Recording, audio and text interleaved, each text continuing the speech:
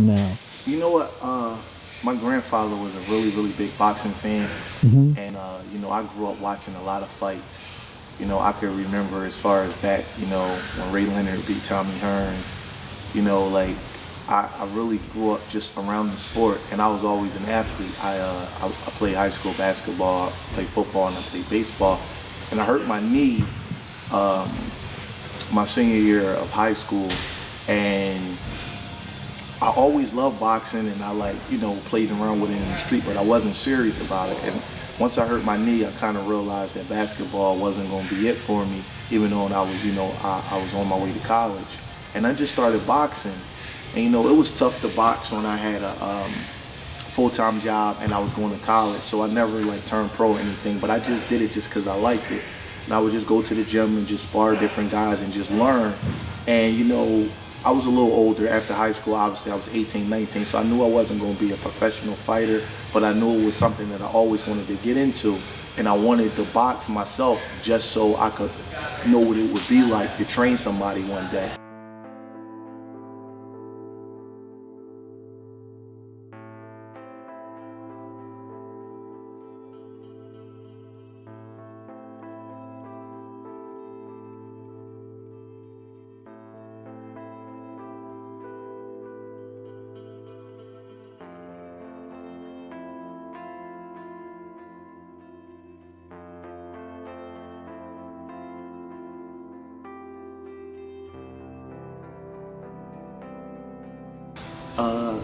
I got a friend of mine named Daryl Lamontre, and he told me, he said, man, the first guy you ever train is going to be a world champion, and everybody's not going to believe it. And it's real funny, man, because I really do think Julian's going to be a world champion. And when I first saw him box, I'm like, this kid's good, but he needs a lot of work. And I know you probably took that personal. Like, who's this guy telling me that? You know, he would throw one jab, you know, he was real stiff. He was more like a tough street kid. And I saw him box in the Philadelphia Golden Gloves maybe about 6 or 7 years ago. That's how long ago it was. And I knew that I had to gain his confidence. And I would ask him things like, well, because Julian was 77-10 as an amateur. And the knock on him was, in our area, you know, he can beat everybody up in the gyms. He can win the Philly Golden Gloves, and he can win regionals, but he's not winning nationals. So I asked him, I'm like, what are you doing? Like, what's going on with you? Why aren't you doing better on the national scene? So he really didn't have an answer for me. So then I would ask him stuff like, how long do you run? Do you run wind sprints? Do you run tempo? You know, I would ask him, and he said, I just run. I don't have a time. I don't know how fast I'm running. I don't know how many miles I'm doing. So I thought that was really interesting. And then I asked him, I said, well, do you diet correctly? And he said, man, you know, I don't tell anybody this, you know, but I kind of take citrate, a laxative, to make weight. So I'm like, man, that can kill you. You know, you're going to ruin your insides doing that. I said, you got to diet correctly. You know, when he comes from you know, a tough background where maybe he didn't have the money to, like, you know, go to Whole Foods and do things like that. And the last thing you know, I didn't want to interfere, because Julian's had two coaches, me and his first coach, and I would ask him, like, do you guys do pad work? Do you do anything? Because I would go to the gym just to look at him, just to observe him from far, and he would just box and, you know, do some push-ups and sit-ups and go home, you know. And I'm like, you know, and you know, he told me, he said, man, I probably got pad work maybe like 4 or 5 times in my whole life. You know, he was boxing since he was 12 years old. Just put him in the ring and just let him go. Away on those tournaments, you know, and the guys are getting their punches off real fast, and he's not able to do it, you know. And I'm like, wow, this guy was 77-10 with no resources, you know. He never took a vitamin or anything.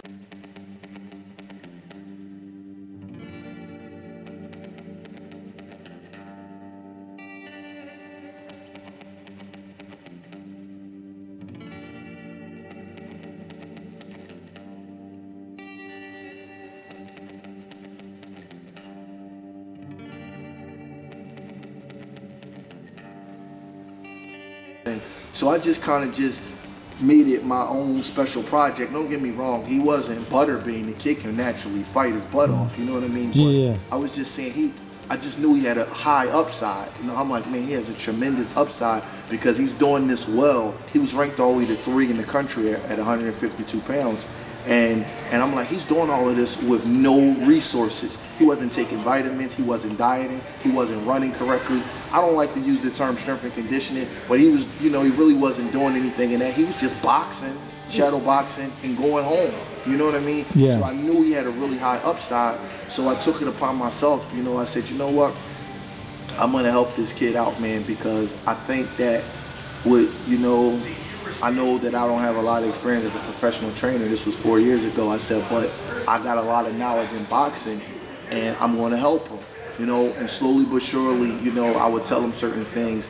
And, you know, in his first fight that he had with me, I told him how guys, well, I don't really want to say it because one of his opponents may pick up on it, but he knocked the guy out in like 28 seconds. Oh, wow. And from that point on, we kind of had a confidence in each other. So, you know, it kind of took off running it at that time.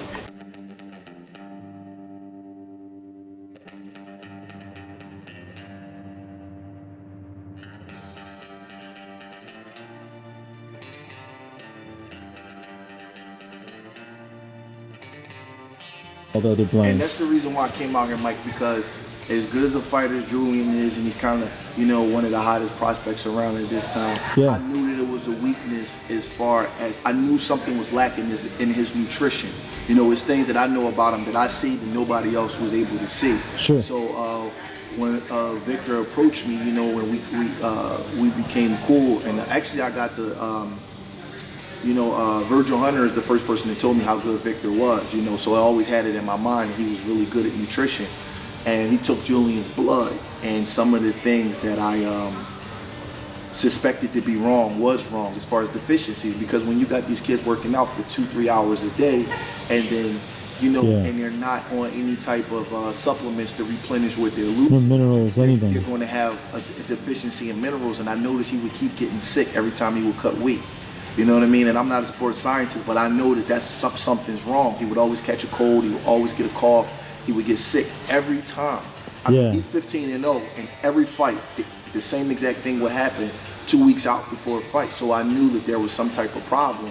And, you know, and he had little blotches on his skin, and I'm like wondering what's wrong. And Victor kind of, you know, helped us with that and told me what he was lacking in certain areas. And then now the problem, you know, is corrected, and, you know, and throughout camp he has less bad days. Because if you film a guy and watch a guy work every day, he'll have days where he's sluggish. He'll have days when he's sparring where he's not on, and that's because he's losing so much stuff. You know what I mean? So now, throughout a camp, he has less of those kind of days. You know, because it's difficult when you got to run 5 o'clock in the morning and then go back in the gym and spar, you know, 6 to 10 rounds. Yeah. It's extremely difficult. You're not going to get, you know, the general public, they just see the finished product, but they don't see what goes on in between those 6 to 8 weeks building up to the fight. And I would notice it would be days where he would be extremely sluggish. So I knew something wasn't right, and he's never pulled out of a fight.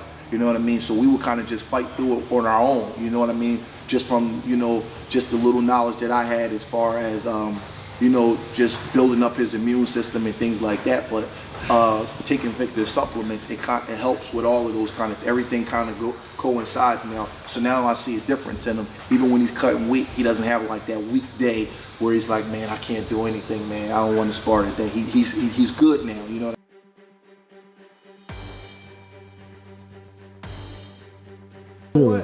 It's funny because I had a friend that just emailed me and said, are you sure you guys only deal with Victor? And here's the thing, man. The only thing that we take with Victor is things that anybody can buy online from the SNAC.com stuff. There's no gels, there's no needles, there's no secret waivers where we're saying, well, you can't ask me what this is, but you'll pass any test. None of that stuff is going on. Everything that we take literally is something that somebody could buy over the counter. You know what I mean? So that, and I'm not taking anything that's not right. You know, I'm not going to advise my guys to take anything that's not right. I respect Virgil Hunter's opinion, and he about 4 years ago, he told me that Victor, you know, was a change guy, and, you know, he kind of gave me a stamp of approval. And the last thing that I noticed about Victor was that he's the only nutritionist that's pushing for VADA. And Right. everybody is like this little whisper in boxing that nobody wants to come out and say, but VADA, Margaret Goodman and VADA is like the most legitimate testing. I don't want to insult anybody, but they're the most legitimate testing agency in boxing. Transparent. If it's VADA, then it's like, you know, it's good. They've caught so many people that nobody wants to get tested by VADA anymore. You know, that's like a dirty secret in boxing. Like, no, this, you know, I don't want to deal with VADA. You know what I mean? They're ruining too many fights. You know, and like I said, man, I educate myself. I went to school for criminal justice, but I educate myself on this stuff because I'm going to be in it.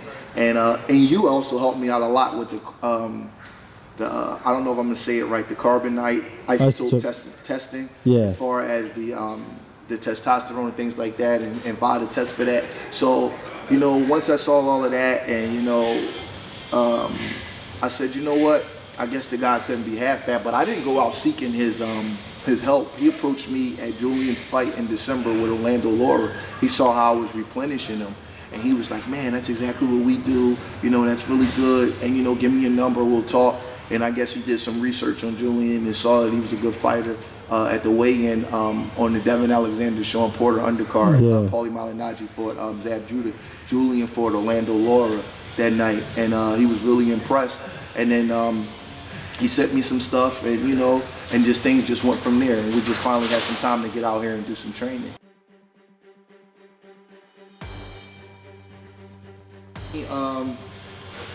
I hit the pads with Julian in there yesterday, and it was difficult. You know what I mean? It was nothing that we couldn't handle, but it was definitely, you felt the difference. We were elevated. Yeah. You know, you know, he told us we were over 10,000 feet. You know, I went in the hyperbaric chamber. I know that puts the pure oxygen in your body and it helps you heal. You know, it's really important to be able to recover in boxing because you're depleting yourself so much. I even went in the hyperbaric chamber this morning because it's a task for me to constantly, you know, wake up with these guys and get beat on in the gym, you know what I mean? Yeah. Every single day. And then, you know, then you gotta go home and have a normal family life. So it's a task for me also. So I went in the hyperbaric chamber and you can feel the difference, you know? So I like it. You know, this was like the little piece that we were missing in our careers. You know what I mean? These little teeny things as far as, you know, having access to a hyperbaric chamber and the dome and things like that. So it was good.